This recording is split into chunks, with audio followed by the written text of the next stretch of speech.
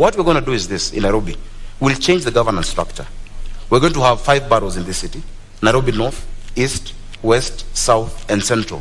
Each of those boroughs, pursuant to the Urban Areas and Cities Act and the County Government Act, Section 14, will have a urban area board. And that borough, there will be an assistant city manager who will report to my deputy governor, Mushiri Njoroge, who we have agreed is not going to quit.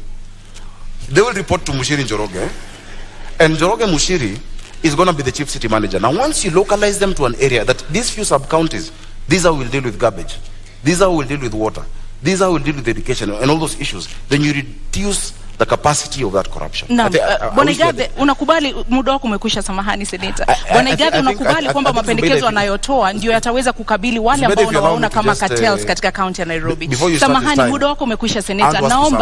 Naomba muda wako umekwisha, tumpe nafasi aweze. Mambo ya Nairobi ni mazito. Tafadhali baada ya zungumze utuongezee dakika. Shida za Nairobi hawezi taja na dakika moja. Kama mnataka watu wa Nairobi wasikie vizuri, kwa heshima kubwa, naomba kwa heshima zaidi, kisha utapewa muda zaidi. Utapewa muda. Wao wanataka majibu.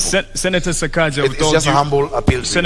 with all due respect, you did come late, and in keeping time, there are rules that we announced at the beginning of this debate, and an answer to a question is 1.5 minutes, and you can see it clearly on the screen here. Rebuttal is 1 minute, and we did accommodate your lateness. So over to you, Igathe. Ukosefu wa nidhamu ni jambo la kawaida kwa watu ambao hawajamaliza shule. Let me move to, this is what we want to do. We want